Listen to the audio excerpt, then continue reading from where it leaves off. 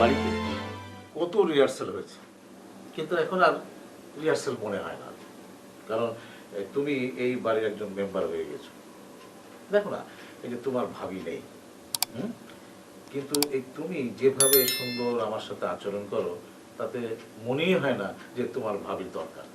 তাই না? সেইটাই, এখন আর নাচানাচিকে রিহার্সাল বলে মনেই হয় না। তাই না?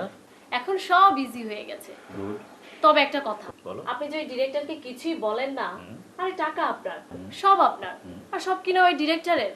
আপনি যদি কিছু না পারেন তাহলে আমি কিন্তু বলবো।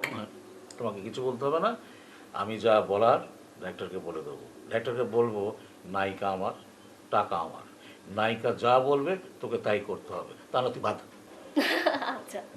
আচ্ছা, ওই পুরোনো নাচ ফাচ না, এটা দাও, একটু নাচের ব্যবস্থা করো, যাও।